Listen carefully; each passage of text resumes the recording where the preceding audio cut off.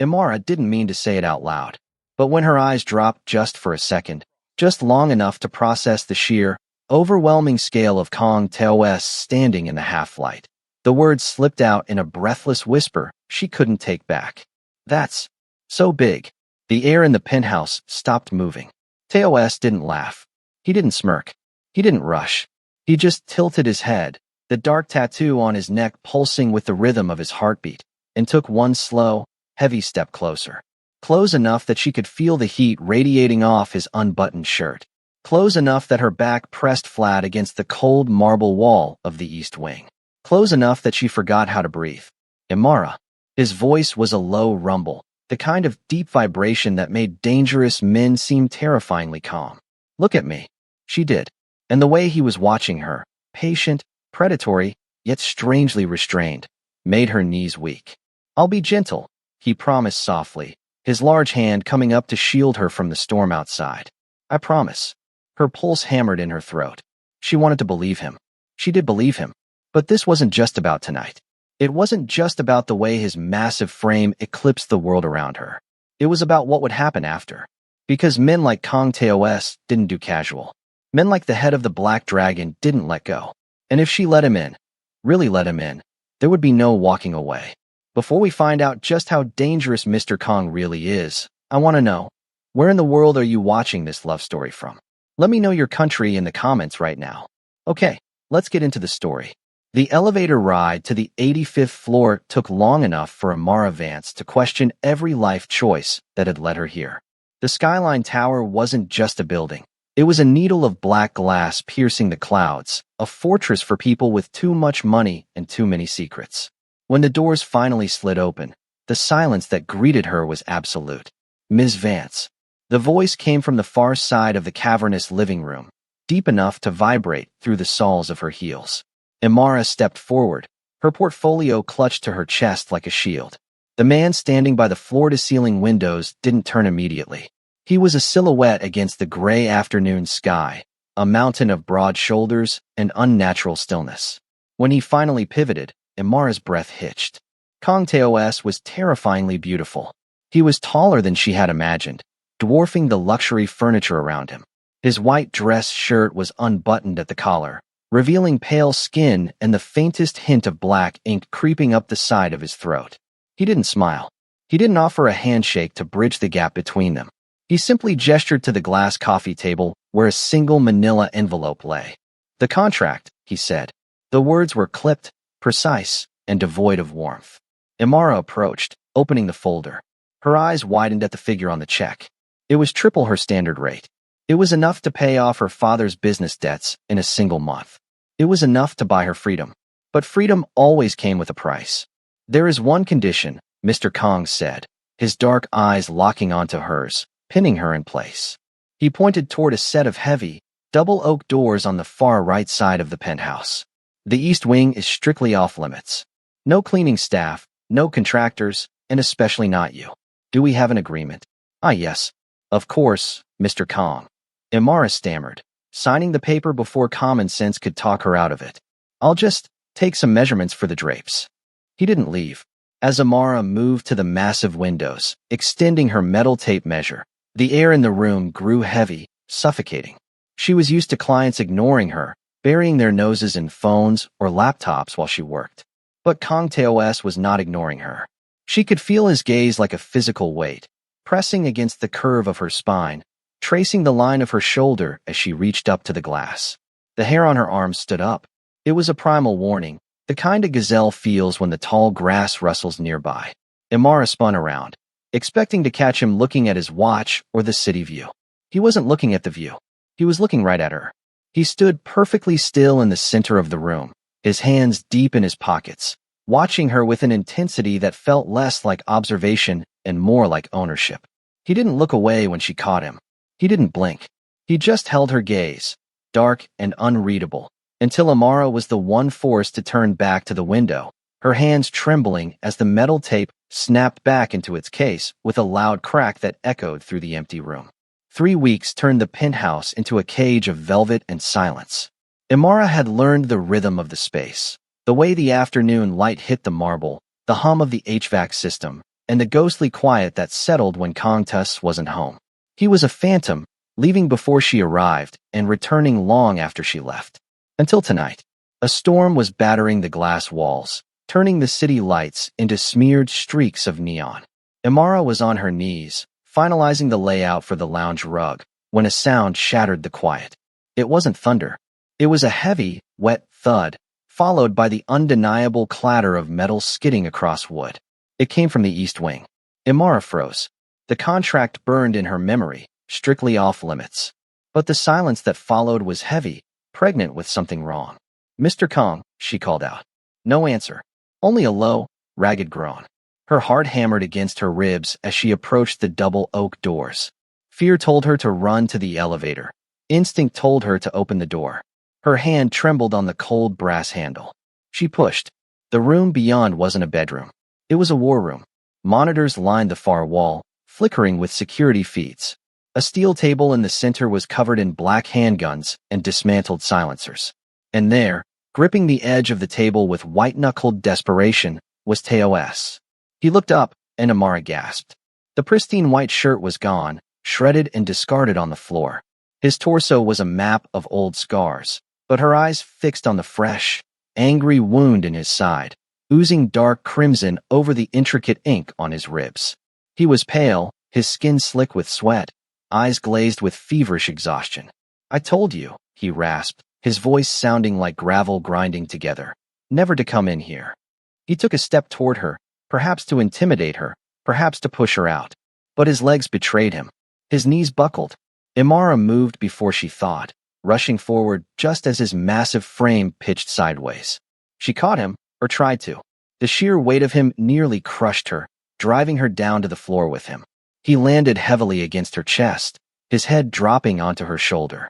The smell of expensive cologne was choked out by the metallic tang of blood. Imara froze, terrified to breathe, waiting for the monster she had glimpsed in the contract to snap her neck. But he didn't strike. He didn't yell. He just let out a long, shuddering breath against her neck, his forehead resting heavily against her collarbone.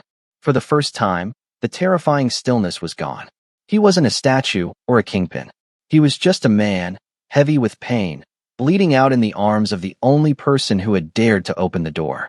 The stitches were gone, and so was the vulnerability.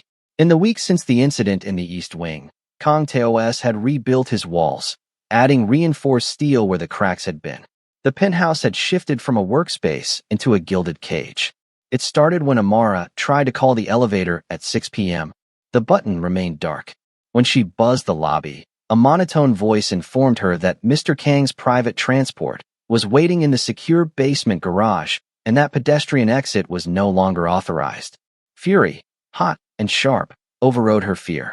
She stormed back into the main lounge where TOS stood by the kitchen island, calmly reviewing a stack of documents. He looked immaculate again, the white shirt crisp, the posture rigid, as if he hadn't been bleeding out on her floor just days ago. "Unlock the elevator," Imara demanded, her voice echoing off the high ceilings. TOS didn't look up from the papers. "My driver will take you home. He will wait outside your apartment until morning, and then he will bring you back." "I didn't ask for a driver, and I certainly didn't ask for a babysitter." Imara threw her portfolio onto the sofa. "I have a life, TOS. I have errands. I have a father to visit. You can't just lock me down because you got careless." He turned a page. "You saw the East Wing. You saw my face when I was indisposed. That changes the parameters of your employment." "Parameters?" Imara stepped closer, her hands balled into fists at her sides. "I saved your life. I washed the blood off your floor. I am not some asset you can manage, and I am certainly not your property." The paper rustled as he set it down. The sound was soft, but it carried the weight of a gavel strike. TOS turned slowly. The indifference vanished, replaced by a dark, simmering focus that sucked the air out of the room. He crossed the distance between them in 2 long strides, forcing Imara to tilt her head back as he eclipsed the overhead lights. He was too close. The heat of his body radiated through his suit, a stark reminder of the power he held back. Imara's back hit the edge of the sofa, trapping her. "You think this is about ownership?" His voice dropped an octave, a low growl that vibrated in her chest. He leaned down, his face inches from hers, his eyes scanning her features with terrifying intensity. If you were my property, I would keep you locked in this tower where no one could touch you. But you are out there. He reached out, his hand hovering near her neck before gripping the sofa back behind her, boxing her in. You are not property, Imara, he whispered, the threat heavy in every syllable. You are a witness. You are a vulnerability. And to the people hunting me, that makes you a target. I am not controlling you. I am keeping you alive. The champagne silk dress clung to Imara like a second skin, shivering with every step she took into the grand ballroom. It was the dress she had designed in her head 1,000 times, but wearing it here, under the predatory gaze of the city's elite, felt less like a fantasy and more like walking naked into a wolf's den. Stay close, Teos murmured, his voice a low vibration against her ear. His hand rested on the small of her back, the heat of his palm burning through the delicate fabric. It wasn't a romantic gesture, it was a tactile leash. He guided her through the sea of tuxedos and diamond chokers, his presence parting the crowd like the hull of an icebreaker. Imara kept her head high, trying to ignore the whispers.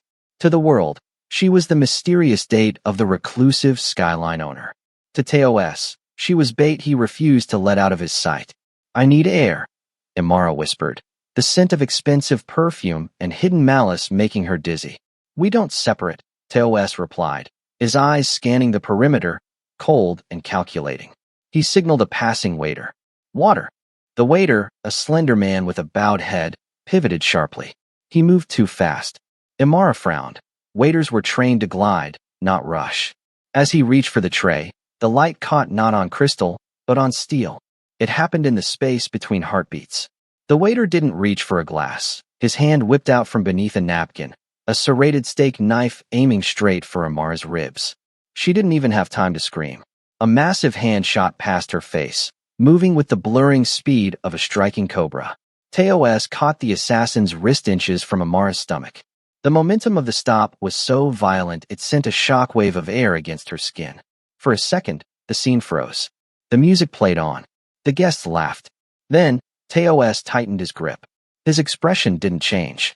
He didn't grimace. He simply looked at the man with dead, shark-like eyes and twisted. Crack. The sound was sickeningly loud, like a dry branch snapping in a winter forest.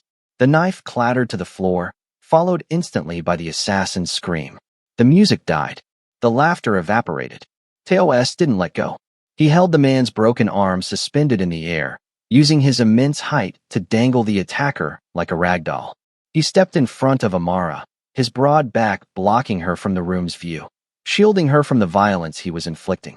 My apologies, Teos said to the room, his voice calm, polite, and utterly terrifying as he shoved the whimpering man toward his security team. He adjusted his cufflinks, then looked down at Imara, his eyes searching hers for damage. I believe we're leaving. The drive was a blur of rain-slicked asphalt and silence. By the time the armored SUV crunched onto the gravel of the mountain retreat, the adrenaline from the gala had curdled into a shivering exhaustion. The safe house wasn't a cabin. It was a fortress of glass and dark timber perched precariously on a cliff edge, isolated from the world by miles of dense pine forest. Teos killed the engine. The sudden quiet was deafening. We're safe here, he said, though his eyes were still scanning the treeline. He ushered her inside, his hand hovering protectively at the small of her back. The interior was cold, the air stagnant from disuse. As the lights flickered on, Imara realized the layout was nothing like the penthouse. It was an open-concept studio, intimate and inescapable. And in the center of the room, dominating the space, sat a single, king-sized bed. Imara stopped dead. The reality of the situation crashed into her. No guest rooms. No east wing to hide in. Just him, her, and the storm outside. I'll take the floor, Teos said, reading her gaze. He began unbuttoning his cuffs, his movements heavy with fatigue. The sofa is too short. You're too big for the floor, Teos, Imara whispered, the fight draining out of her. She hugged her arms, trying to warm herself, but she was trembling, not from the cold, but from the terrifying proximity of the man who had just snapped a bone like a twig to save her. I know you are on the edge of your seat waiting to see what happens in this safe house. If you are loving this story, please hit that subscribe button right now and turn on notifications. It helps me create more stories like this for you. Also, drop a fire emoji in the comments if you think Amara should give in to him. Teos froze, his hands still on his cuffs. He looked at her, really looked at her, and the mask of the Mafia Don slipped. In the harsh light of the safe house, he looked starved. Why me? Amara asked, her voice breaking. Why did you hire me, Teos? There are 1,000 architects in the city. Better ones. Safer ones. Why did you bring me into this world? He crossed the room slowly, stopping just inches from her. The scent of rain and gunpowder clung to him. He reached out, his thumb grazing her cheekbone, a touch so feather-light it made her breath hitch. I didn't hire you for the penthouse, Amara, he confessed, his voice rough with a truth he had kept buried. I was at a coffee shop on 4th Street 3 months ago. It was raining. I was tired. Of the blood. Of the noise. He leaned down, his forehead resting against hers. Then I saw you. You were sitting by the window, laughing at something on your phone. You looked like the sun breaking through a storm. You were so bright, Amara. I wanted to be near the light, even if I knew I would eventually burn it. The silence following his confession was louder than the storm raging outside. Teos stood frozen, his forehead resting against hers, waiting for her to run. He had admitted to stalking her, to dragging her into his hell because he was selfish enough to want her light. He expected fear. He expected disgust. He didn't expect her hand. Amara's fingers trembled as they drifted up from his chest, tracing the sharp line of his collarbone until they found the ink crawling up his throat. The black dragon. The mark of a killer. Her fingertips grazed the sensitive skin over his pulse, and Teos flinched violently. It wasn't a withdrawal, it was a shock, his body rigid as if he'd been burned. He was used to fists, to knives, to the recoil of a gun. He wasn't used to this. Does it hurt? Amara whispered, her eyes searching his. No, he choked out, his voice wrecked. It's just, no one touches me there. Not like this. The air between them ignited. The restraint that had held Teos back for months, the professional distance, the physical barriers, snapped like a tension wire. He didn't pull away, he surged forward. His hands found her waist, his grip firm and possessive, backing her until her shoulders hit the cool timber wall of the cabin. He looked at her with a hunger that was terrifying in its intensity. Amara, he groaned, burying his face in the crook of her neck, inhaling her scent. Stop me. Please, stop me. I don't want to, she breathed. That was the only permission he needed. His hands moved to his shirt, fingers fumbling with the buttons he usually handled with surgical precision. He ripped it open, the fabric parting to reveal the full expanse of his chest, a landscape of muscle, old scars, and the dark, intricate ink that swirled down his torso. Amara's eyes widened. In the dim light, the sheer scale of him was overwhelming. He wasn't just tall, he was massive, a wall of power and pent-up desire that loomed over her delicate frame. Her gaze dropped lower, taking in the evidence of his need, the way his body strained against the confines of his trousers. The breath left her lungs in a rush. She didn't mean to say it out loud, but the shock bypassed her filter. That's so big. Teos froze, his breathing ragged. He saw the way her eyes widened, the instinctive tremor that ran through her body as she realized the physical reality of the man she was inviting in. He leaned down, his shadow engulfing her completely, bracing his hands on the wall on either side of her head. I know, Mara, he rumbled, the sound vibrating against her chest.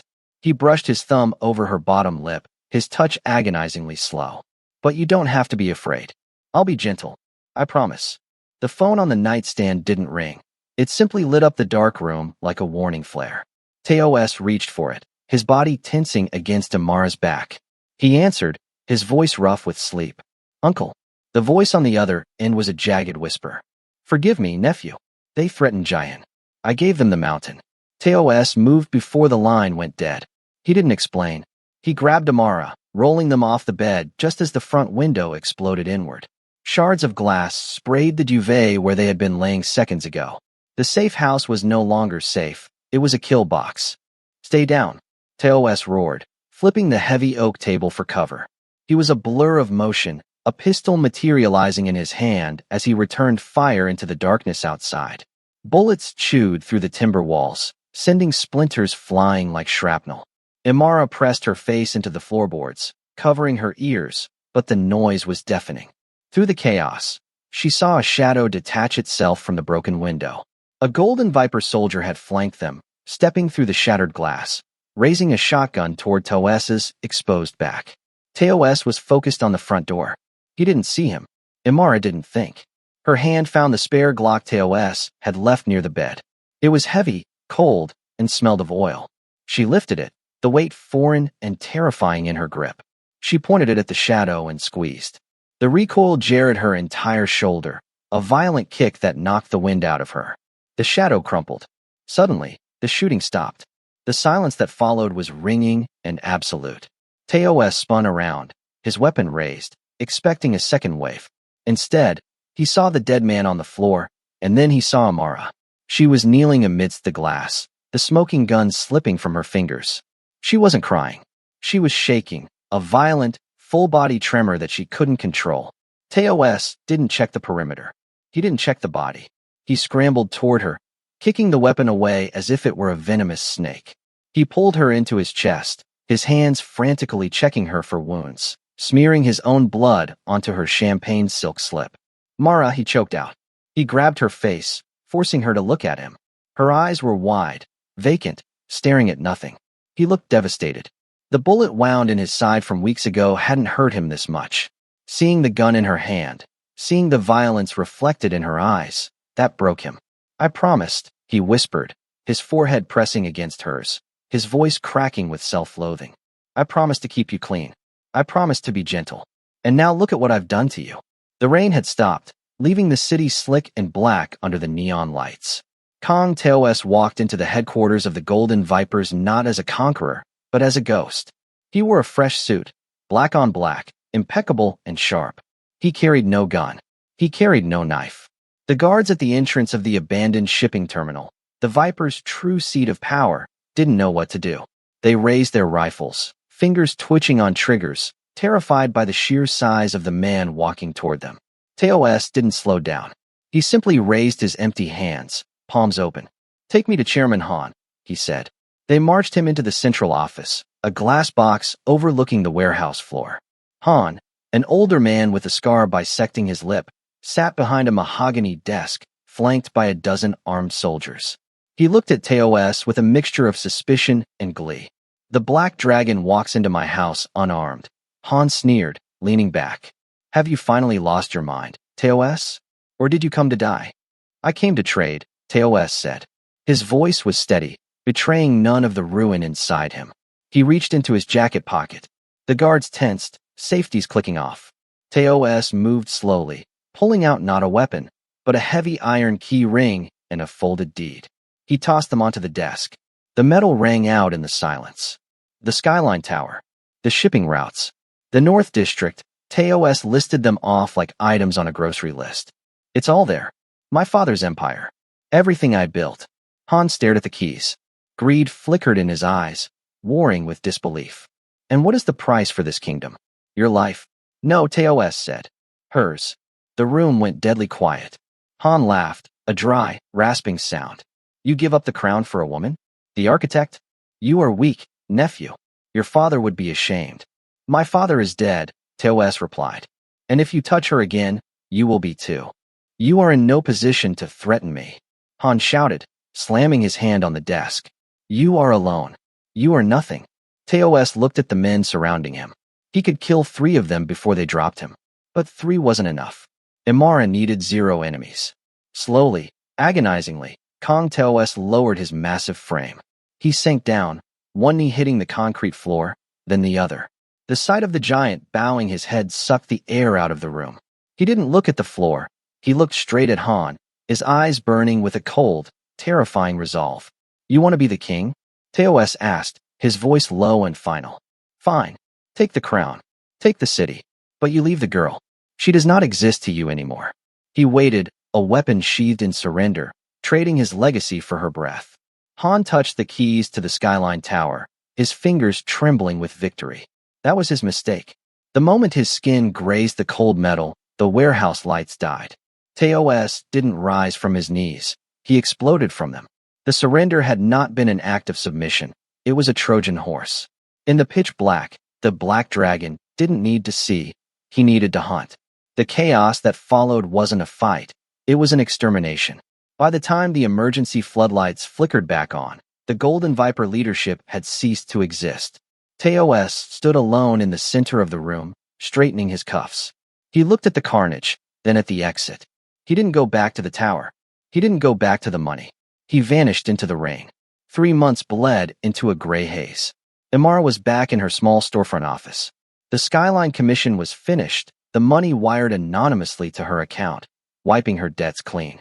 She was free. She was safe. She was miserable. She sat at her drafting table, staring at a blueprint for a suburban kitchen. The lines blurred together. Every time it rained, she looked for a black SUV.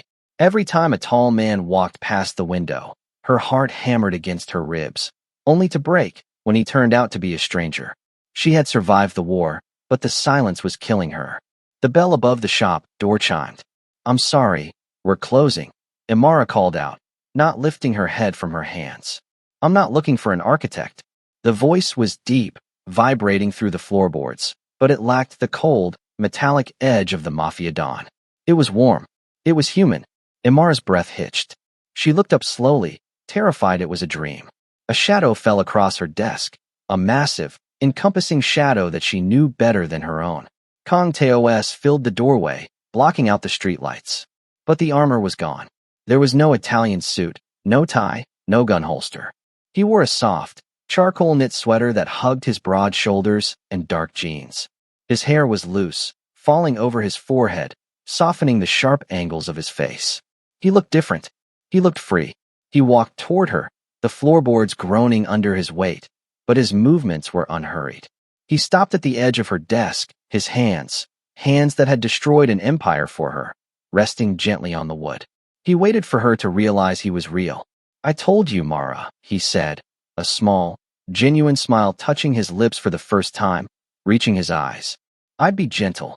What a roller coaster. If you want a part 2 where Imara has to deal with Teos's jealous ex-fiancé, click the like button. And if you love Mafia romances, you have to watch this next video on the screen. It's even crazier. See you there.